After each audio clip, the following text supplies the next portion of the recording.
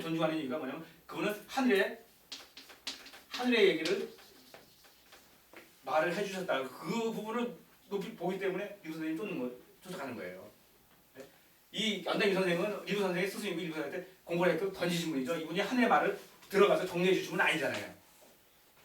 이게 제일 큰 차이죠. 왜냐 아시겠죠? 네. 인간적으로 볼 때는 리부 선생님의 스승이지만은 저는 쫓는 게 이 하늘의 이 이치를 쫓는 거예요. 그러니까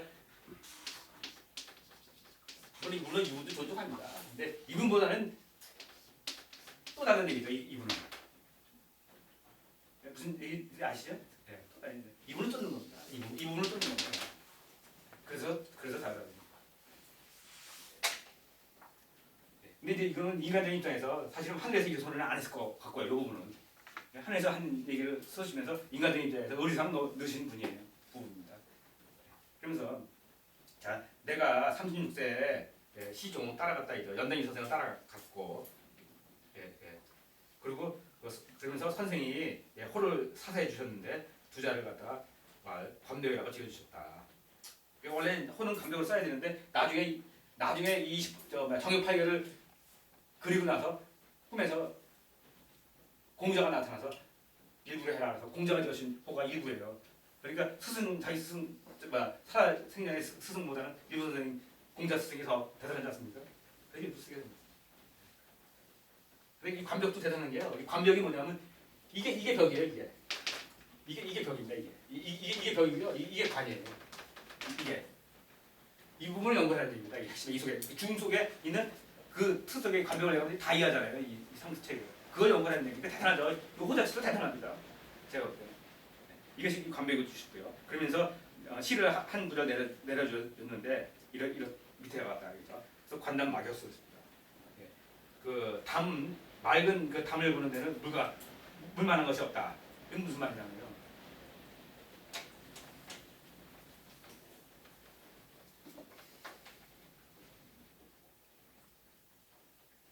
이 담은 사실 이 담에 대한 그 어원은 사실은 화담 선생부터 흘러요.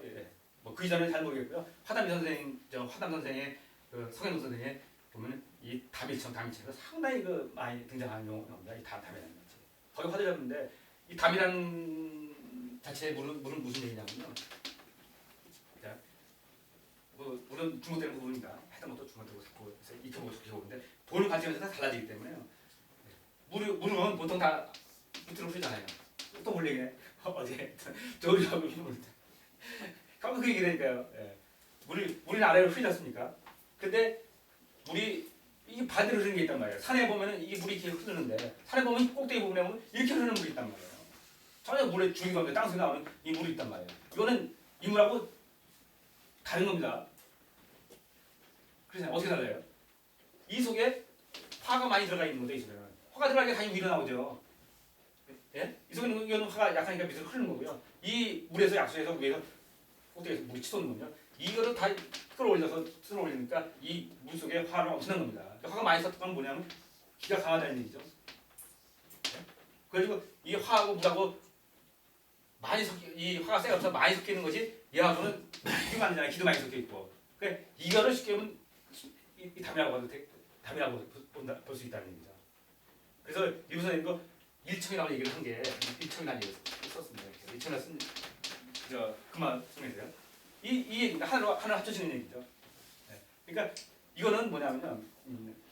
다르게요. 해하고 달하고 이 합쳐지는데 보면은 가장 크고 완벽하게 합쳐진 게 해하고 달하고 합쳐진 거라는 얘기죠. 해하고 달하고 합쳐져요? 해하고 달하고 같이 뜨는 때가 있어요. 우린 그런 거 아니면 삭이라고 합니다. 삭.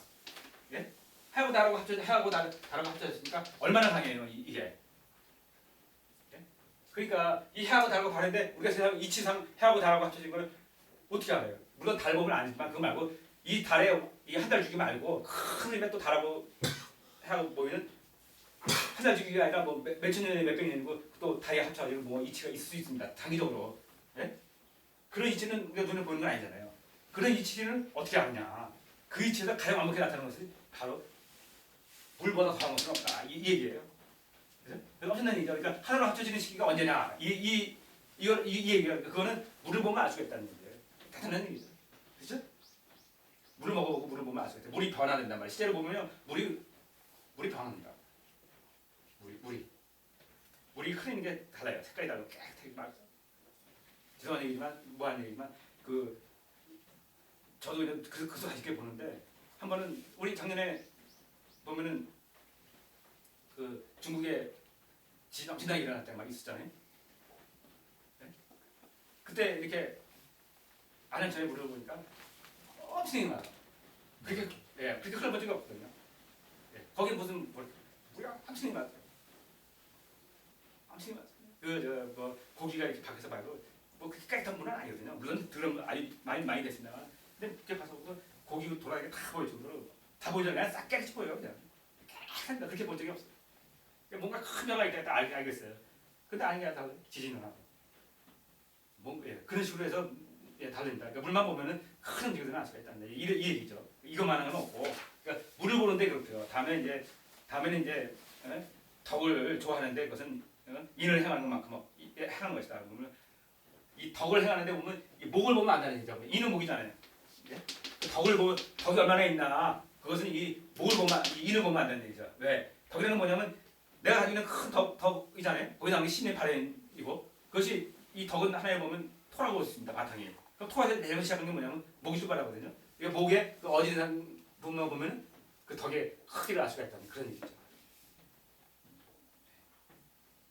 멋입니다. 그리고 그러면서 영동 청심월 빛이 아까 달빛이었습니다. 이거 달빛이 움직이는데 천심월이 있는데 군에게 이제 권하는데 이 이치의 진리를 찾아보시오. 이거란 말이에요.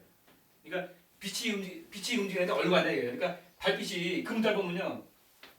자, 금달 보면 아까는 어제는 손살이 서로 얘기했지만 동쪽에 보면 새벽에 보면 달이 이런 모델로 달이 뜹니다. 이게 금달이 이게 28일 정도 달이죠.